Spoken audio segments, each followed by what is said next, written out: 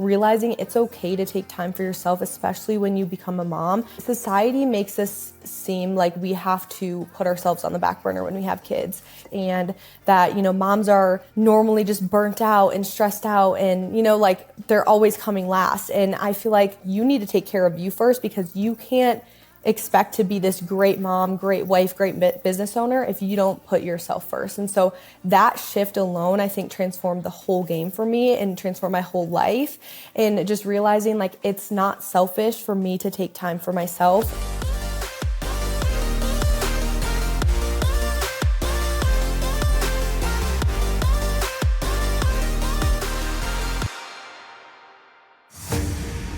What's going on, guys? Welcome back to a brand new episode of Dieting from the Inside Out. If you're new around here, welcome to the show. My name is Jared Hamilton and I'm your host.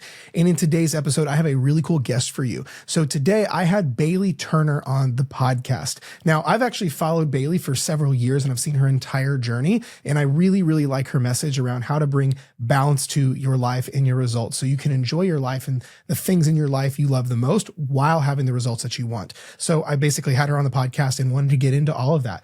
And now Bailey is also a newer mother as well. So we got talking about that, on how not only she approaches her goals while keeping her relationship with food intact and all these kinds of things, but we also talked about how she manages all this with a 2-year-old, with less free time, with all these different priorities now. But she's been able to have the craziest transformation over the past couple of years. And so I also had her walk you through what her plan looks like, cornerstone pieces of it, and how she's been able to balance, ironically, how to balance all of it. So I know you're going to get a lot out of this episode, and I will see you in just a second. So in case my audience for some reason doesn't know who you are, I'd love to hear your take on like your story. Cause like I've been watching your stuff for years. I've been a fan of your work and the content you put out. So this is kind of cool for me.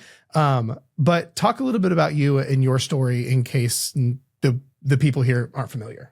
Yeah, so I feel like for the majority of my life, I have always lifted weights to be better at volleyball. And so my dream growing up was to play Division I volleyball. And so I played club volleyball. I worked out. I was actually in like a strength club at our high school for being like one of the strongest females.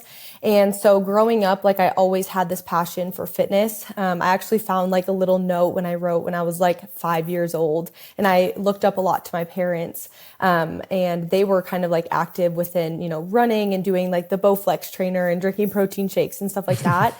And so I would like go on bodybuilding.com on our little dial-up computer and search like healthy foods. And I'd write a little meal plan for myself and like do push-ups and run on our treadmill and just do like the craziest things. And so from a very young age, I feel like I was always very passionate about being fit and having just like a passion for fitness. And so I set out a goal to play collegiate volleyball.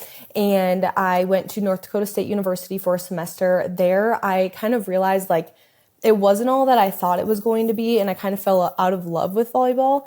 And at that point too, I was switching my major from doing pre-med to nursing because I wanted to be a dermatologist. And then I decided, no, I don't think that's for me. I'm going to try to do nursing instead because I also had a passion for nursing. And during that time, I was like, there's just no way that I can do clinicals and play college volleyball at the same time. It was just very demanding, and traveling, we would travel a lot, and I skipped a lot of school, and I am very type A.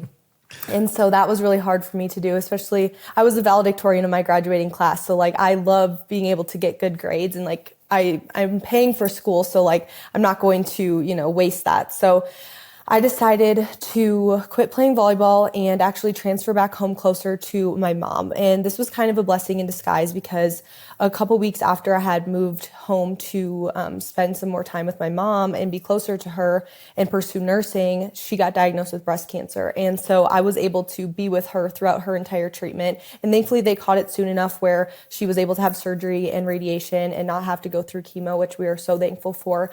But I truthfully believe like God put me, in that position for a reason, and I needed to be there for my mom.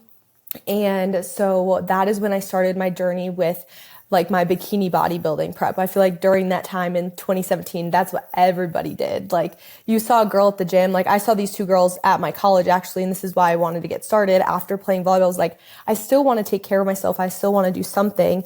And I saw them and they were like on this meal plan and like prepping for a show, and they looked so great. And I was like, I want that for myself. Like I want to look like that. And so I I signed myself up with a coach. I went through the 10 weeks of prep, 12 weeks of prep, lost like 30 pounds, was the smallest that I ever was.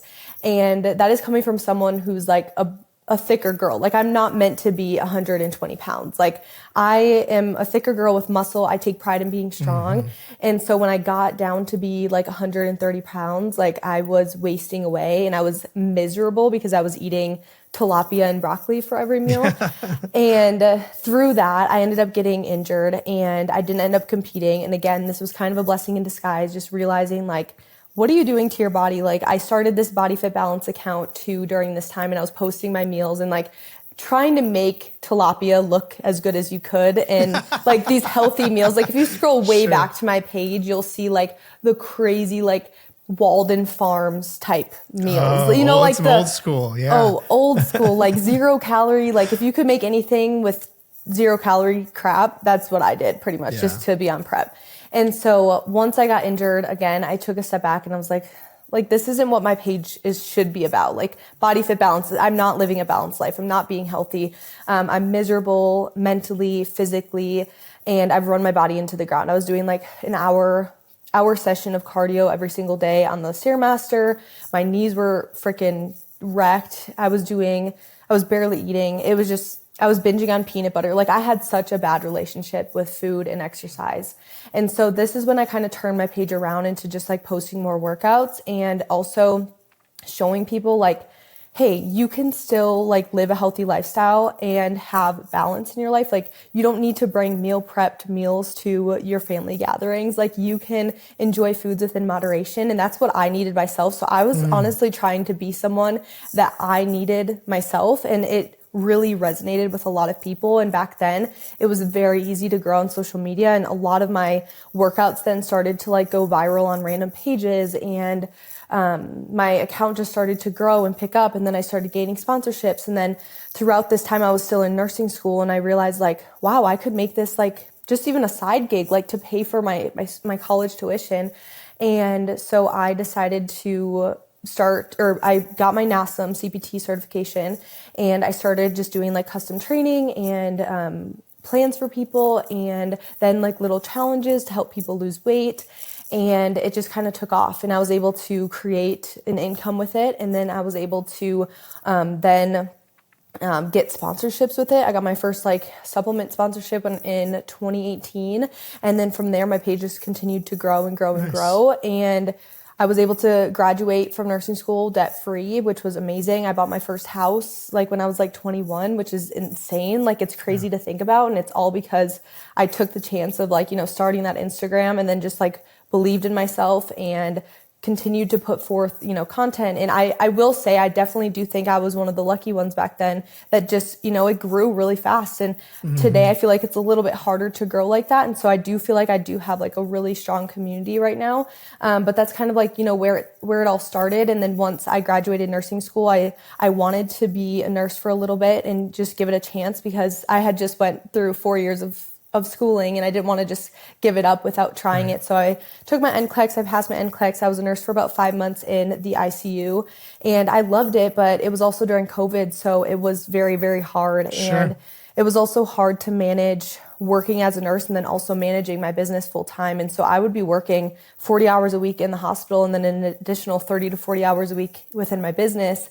And I was so burnt out, stressed. Like, I would come home from work bawling every single night, thinking my business was going to completely fail. And that was really the thing that was paying our bills. Like, nursing really wasn't paying our bills as much as, our fitness coaching business was. And so I was at, kind of like a block in the road and just didn't really know like what to do. And that's when I ultimately decided to give up nursing and pursue our fitness business full time, because that's something that ultimately brings me the most joy, and something that I can have a little bit more flexibility with, being able to now be home with my daughter a couple days a week and spend more time with her instead of, being in the hospital. So it's been a crazy journey, that's for sure, but I'm super happy with how it all worked out in the end. I love that. That's incredible. I think it's cool because so the podcast is called Dieting from the Inside Out, because I like to take a very inner game approach to transformation. Like food relationship has to be number one, emotional regulation, a lot of that kind of stuff. So I love the transition for you of like, I went from hardcore bikini prep, wrecked my relationship with food, but then turned it around. So for you, especially now that you have a daughter, because that's new, right? She's still pretty young. So yeah, that's crazy. So congrats. That's awesome. Thank you. How for you, when it comes to like the food stuff, how for you has it been navigating the lifestyle change of now going from like no kids to a kid with all of that while still keeping your fitness stuff in check, like while still, because you just went through like this big transformation with at post having her. I saw like you made that like the big post about like, hey, here's what I did in the last 2 years, all of that. So how have you been able to manage new lifestyle of baby with transformation while keeping like your relationship with food intact and all that stuff? Yeah, so I will say, like, I was in the newborn trenches. Like, I was in the trenches after having Marlo because I didn't know what to expect. I feel like postpartum is not talked about enough, and it is so easy you don't feel like yourself. Your body feels completely foreign to you. You're literally struggling to just make it through the day. You don't want to ask for help because as a first-time mom, you want to do everything yourself. You feel guilty if you don't do everything yourself, and you're sleep deprived. Everything it's such a huge adjustment. It's the biggest adjustment that you will ever have in your life. And so I really struggled with that for the first, I would say 3-4 months at least. And so when people like after 6 weeks are like, they're on their game, they're like trying to bounce back and everything. I'm like, I cannot relate to that because it took me like 3 to 4 months just to like feel somewhat human again. Like I was literally simply just surviving. I was not thriving at all. And so I was quite literally in the trenches and I really struggled to feel like any semblance of normalcy. And so I think for me, once I signed up with Alex Bush actually at around 5 months postpartum. I loved him.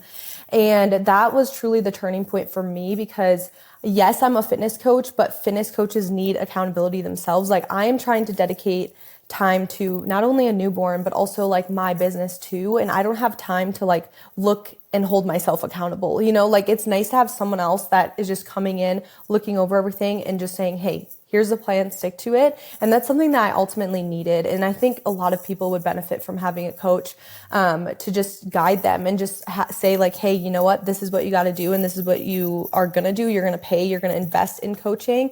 And then you're going to hold yourself accountable to making these changes so that you ultimately can feel better. And so signing up for coaching with him truly changed, you know, my life and transformed me into, you know, just becoming a better mom and learning to prioritize myself because that is the hardest part is just like realizing it's okay to take time for yourself, especially when you become a mom. I think society is so easy.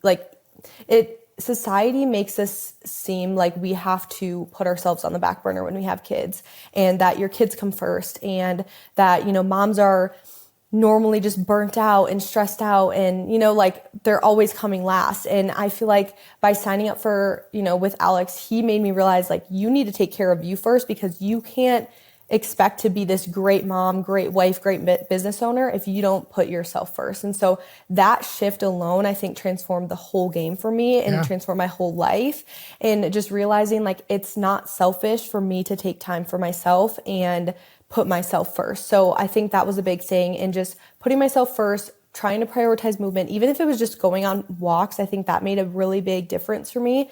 And then in terms of nutrition, I would say just like realizing that you don't have to be super strict with everything, especially while you're breastfeeding too. Like I wasn't in a crazy deficit. I think my calories started out at like 22 to 2,400 calories. Like I was eating a lot of food. It was mostly just like holding yourself accountable because a lot of times when you get out of the habit of tracking, you're eating way more than you think you are. Yeah. And so you might think, oh, I'm eating healthy, but really if you're gaining weight, you're eating in excess. So just, you know, having that accountability of knowing, you know, like this is what I'm supposed to do, this is the plan and following it, I think that really helped me, especially when you have so much going on within the business side of things, the family side of things, just keeping your house afloat. It's just all a lot. And so now I feel like I have such a good balance with nutrition that, you know, I don't have to track every single day. Like maybe once a week I'll track just to kind of see where I'm at for fun. But I've tracked on and off for years now. And so I know like what my body needs in order to feel my best. And I also don't want Marlo to grow up either seeing like, oh my gosh, mom and dad are like so tedious with every little thing that they eat and tracking every little thing. And they're not allowing themselves to, have treats here and there, or like they're the weirdos that bring, food when we're going to parties. You know what I mean? Like, Right. I want her to have a very healthy relationship with food and not be, enveloped in the diet culture, Sure. realm of things like we grew up in high school, like the detox teas and the Pinterest, like how to lose 20 pounds in a week and all of that crap. Like, I want her to see, oh, mom and dad like eat this because it makes them feel good or makes them strong. And so like when we're feeding her things, like we'll say, eat your chicken. It's really good for your muscles. It has protein in it. And just like having those conversations with her and realizing like, okay, she can have ice cream with her dinner and not trying to have this like relationship of like, oh, these are good foods and these are bad foods or awesome. stuff like that. Like just teaching them from a really young age, I think is really important. And that all starts with, you as a parent. That's so good. I was going to ask you about that because one of my favorite things to do is ask, because like we don't have kids, but I work with people exclusively on their relationship with food because of how their parents screwed them over when they were little. So a question I get a lot is around like, what do I do with my 2 to 5 year olds? Like, I don't want them scared of cake and them never to have cake, but I also don't want them growing up how I did, where they're binging on cake. So what kind of like, I don't know, frameworks or guidelines or what kind of thought process do you have where you're kind of blending these two as part of having a great relationship with food? Yeah. So I feel like with anything in life, the more restrictions you put on yourself, the more likely you're going to want to binge or rebel. And that's with like anything. Like if someone tells you not to do something, you're going to want to do it. And that's just kind of in our nature. And so I think with, Marlo, if we tell her like, no, you can't have candy, no, you can't have candy, no, you have candy, then she's going to be climbing up our pantry trying to get at the candy because we're saying no. Like she's like, oh, well, why can't I have it? And she's very smart in that sense. So I feel like what we do is we try to, say like, okay, let's choose like a healthy option first. Like let's choose, fruit or protein or, like have a little protein shake. She loves like little yogurt, like protein shakes. We call them her little protein shakes. And I feel like having that paired with something is a good way to allow themselves to have, a little treat or a piece of candy or a cupcake or whatever, but pairing it with a protein, just like we would want with an adult, like having, protein at every main meal and snack can help, a lot with hunger cues and making sure that we're actually feeling satisfied after we eat. And so doing the same thing with kids. And I feel like the more boundaries you put on your kids and the more you tell them no, like they can't have something, the more likely they're going to want it. So if you just like have this mindset of like, yes, we're going to show our kids how to make a balanced plate and eat, our protein, our carbs, our fats, our fiber. We're also going to allow them to have treats, so that it's not this thing where they're like acting crazy once they do get a treat. And I will say my kid is literally the typical 2-year-old too. She does not always eat exactly what we eat. I was naive in the sense that I thought my kid would never be a picky eater. But toddlers, like I feel like every single day she will be like, Marlo, don't like it. Like she will like something one day and then the next day she's like, don't like it. And I'm like, you literally ate this for the past 4 days, like whatever. But chicken nuggets and mac and cheese, always a safe bet, but we try to pair other things with it so that it's not, always just that or, stuff like that. And we just don't tell her like, no, you can't have this because it's unhealthy. Like it's more so, okay, what can we have with this to make it a healthier option or add a little bit more like substance to it? But I think again, referring back to everything, I think the more boundaries and restrictions you put on your kids and yourself, the more likely you are to binge and want to rebel. Yeah. 100%. I think the other thing you said it really well and showed a great example of it is you're establishing meaning with her, right? You don't just say eat protein because it's healthy, but you say, hey, let's have chicken because it makes your muscles really strong. Or I've seen other parents are like, no, mommy weighs her food to make sure she's eating enough. I saw that video and it was great. I love that. I think that's, but I think you really hit it home though as well, is where you have to lead from the front. Like I'll have people say, they're like, well, Jared, how do I teach my kids that tracking doesn't give them disordered eating? I go, do you think it gives disordered eating? Because like it just trickles down. So I think that's super big. Yeah. And I think having like a balance too with it, because if your kids grow up and you're like, weighing everything to the gram from the moment they're born to the moment they're, 12 years old, then they're going to think that they have to do that as well. Whereas if you allow yourself to have that flexibility, maybe during the week you're tracking as much as you can because maybe you're busy and you need to make sure you're eating enough. But then on the weekends, you allow yourself a little bit more flexibility within your family, going out to dinner, stuff like that. I think that's important, and having that balance is important. And yeah, like I said, making sure Marlo knows, like why we are eating certain foods and, the benefits of that, so that it's not just like, eat your food, like having that purpose behind it, I feel like makes her curious and makes her want to learn more too. Yeah, that's huge. That's huge. One of the other things I was wanting to chat with you about, and to change in directions a little bit, is whenever you shared your current, like the 2-year progress picture, right? Where you're like, look what I did. And I'm sure there's people who are like, wait, she said 2 years. I'm so glad you put the timeline on there, because I think a lot of people go, I can't be consistent for 2 weeks, let alone Bailey went for two years. And because I think people, they overestimate what they can do in a year or two, but or overestimate what they can do in a couple months and underestimate what they can do in a couple years. Yes. So for someone who is like, there's no way I could be consistent for 2 years, let alone because they can't make it 2 months. How do you approach that conversation? Like with someone who can't even there's no way they could be consistent that long in their own head. Mm-hmm. Yeah, I think that's a struggle that a lot of people face. And I think that it is overwhelming because they think about, oh my gosh, like I have to stick to this for 2 years. And we can't think like that. Like it is so overwhelming to think about what's going to happen in 2 years. And like, if I did that with even our business, like thinking ahead that much, like I would get stressed out and overwhelmed. And so like, how can we just get better at putting one foot in front of the other every single day? Like every single day, just getting a little bit better, like 1% better. Like how can I make this meal that I'm eating 1% better? Can we add more protein to it? Can we add more fiber to it? Can we add a glass of water to it?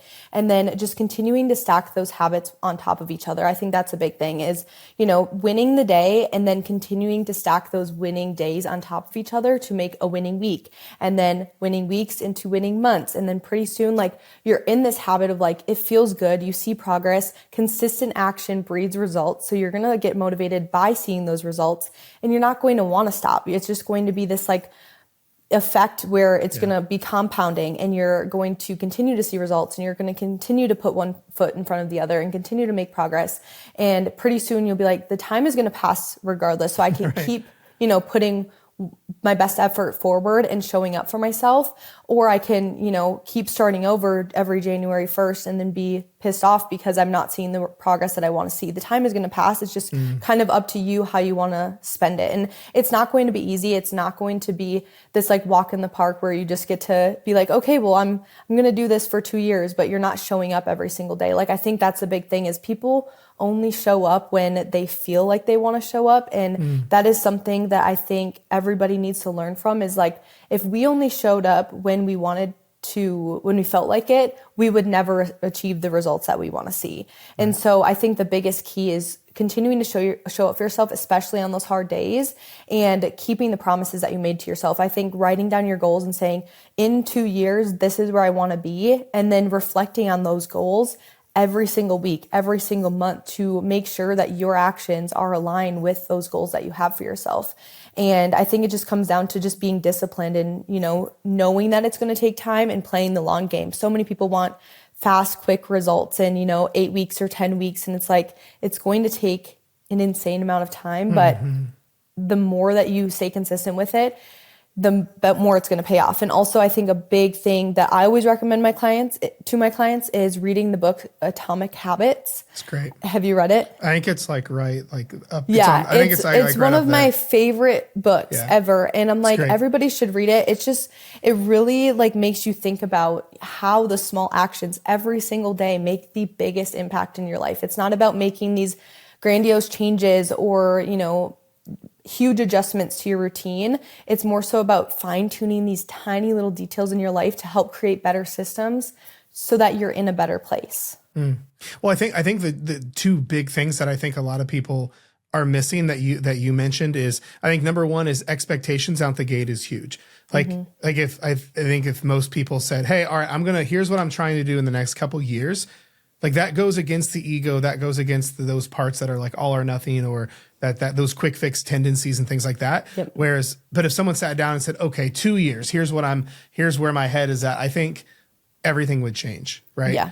But I think it would also that approach goes against a lot of those patterns that people have grown up with, like all or nothing or perfection or all in out, all out, whatever. Whereas I'm going, how can I be 1% better? How can I make this meal just a little bit better? A little bit of a workout's better than no workout. But that goes against so much of people's like, no, I have to be all in. If I can't do my whole 2-hour long gym session, I might as well go binge eat in the pantry, you know? And that is so funny that you say that, because I was actually going to make a reel.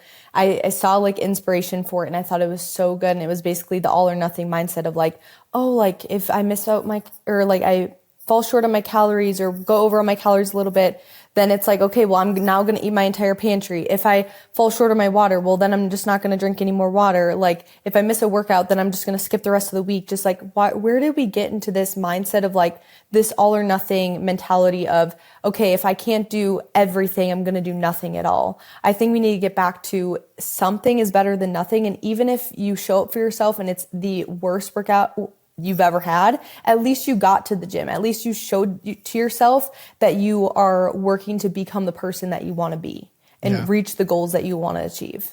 To be honest, whenever I see people, like whenever all or nothing sets in, it reminds me quite literally like watching a toddler that didn't get their way. So that's why I call it adult temper tantrums.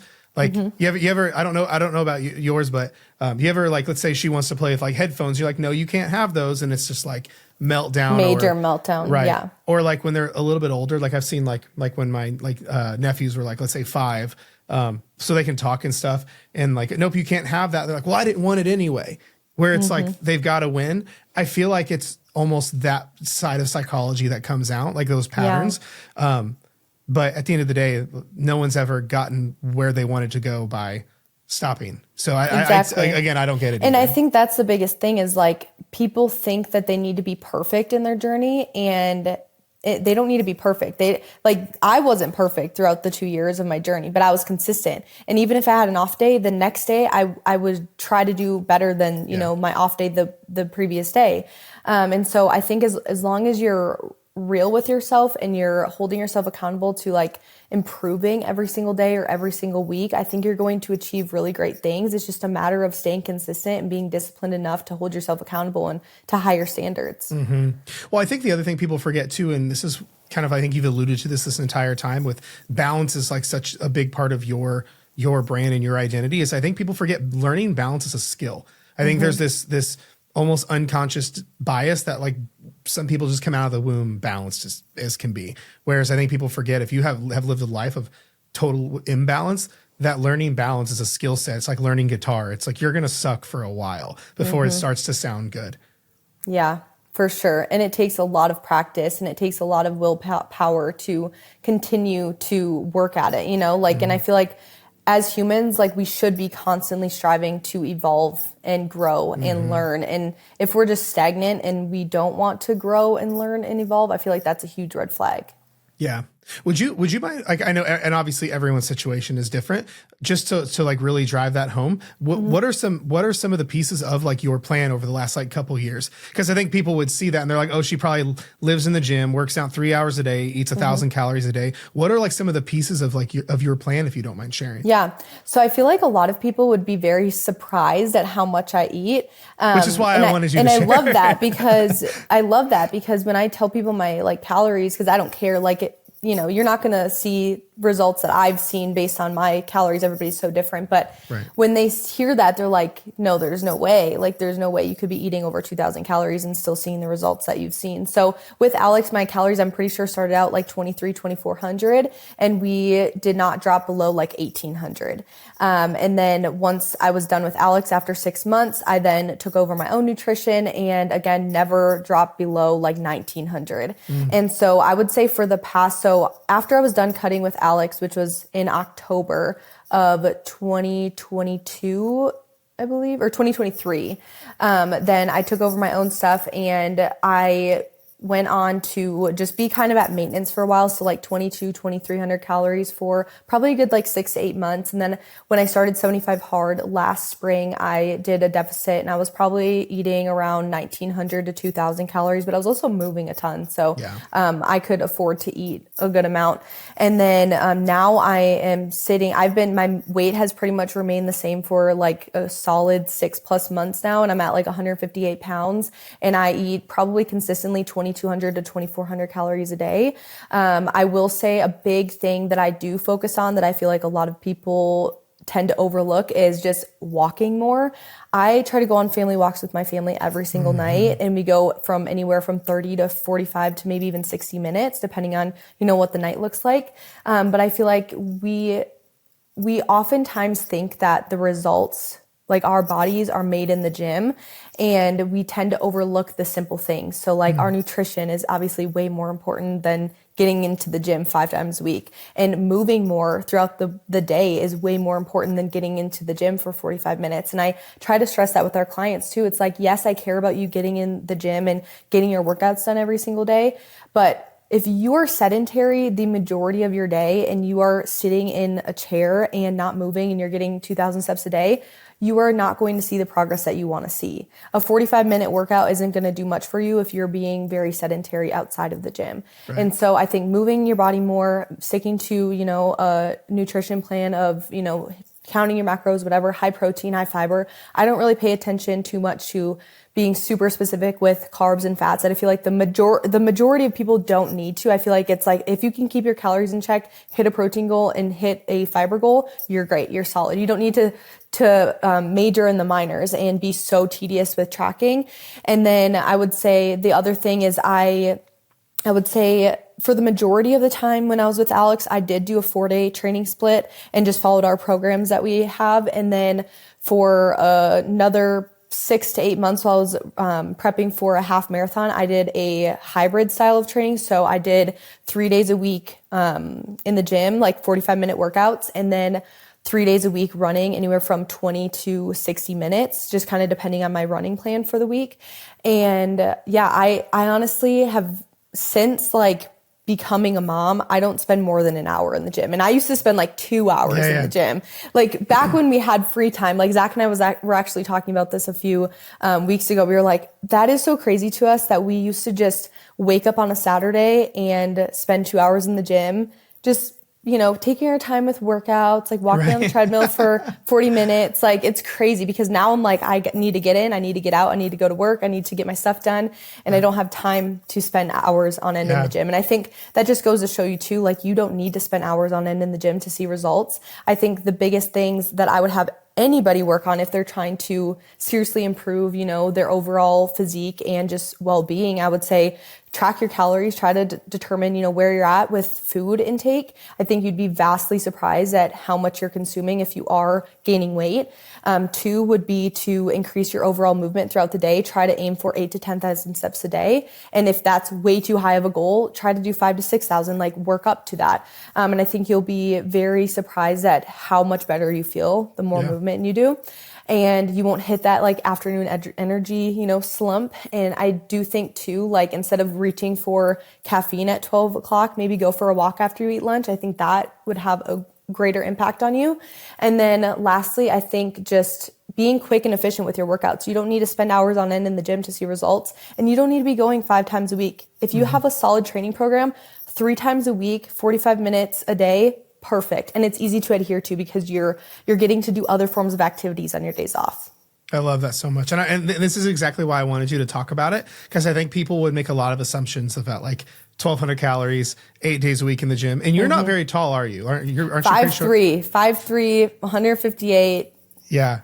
Muscle, baby. That's right. Well, I think I see it with people like in our community, whereas I think people assume because they are, say, a shorter female, automatically 1,200 or automatically these super low numbers. But I always tell people, I go, test your tolerance, test your upper limit of how high, like milk it for all it's worth. And the amount of women who are 4'9". I have a girl. She's on my staff now, but she's 4'11" and eats like 2,400 calories. Yeah, down it's crazy. 40 pounds. It's crazy. And it's like the whole goal of dieting is to be able to consume as much as you can while still seeing progress. Like, you don't want to have to eat 1,200 calories to see progress. You're going to be miserable. Your workouts are going to be crap. Your energy is going to suck. Your sleep is going to suck. Everything's going to suffer. And so I think a lot of people, when they do come to me for like custom coaching and I give them their macros, they're like, holy crap, there's a lot of food. Then once they start actually trusting the plan and going through it, they're like, I never knew I could see progress eating this much. Like,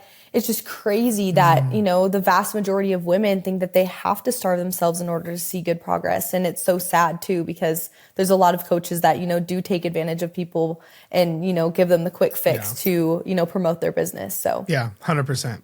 Well, I know you've got to get going. So number one, thank you again for doing this. It means a ton. Yeah. Thank you for having me.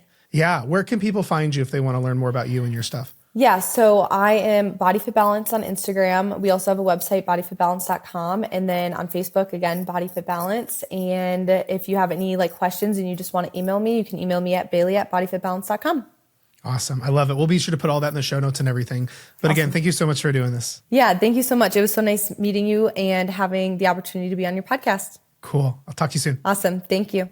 And we are back. Thank you guys so much for tuning in to today's episode of the podcast. I know if you stuck around for the whole thing, you got a ton of value out of it. I will leave all of the stuff Bailey talked about in the show notes with the rest of my show notes. So definitely reach out to her, tell her that you heard her on the show and send her a message. Otherwise, we have a lot of other cool stuff in the description for you. If you want to go through my fat loss checklist mini course and you haven't gone through that yet, it's a game changer for getting you to understand all the A to Z's of a sustainable lifelong transformation. It's a little bit longer. It's a mini course, so it's a little bit more information. I also have my 20-pound blueprint. So if you have not gone through that and you're interested in losing your next 20 pounds without feeling like a dieter or giving up your favorite foods, that is down there as well. But let's say you're the kind of person who would rather have a little bit more help. And you're like, yeah, those are great, but I would rather have a more done for you plan. I'd like to have some more tailoredness to this. And I'd like to have a little bit more accountability. You should look at joining one of my coaching programs. So I'll leave a link below for my coaching group, The Collective. It's the greatest coaching group I promise you will find on the internet.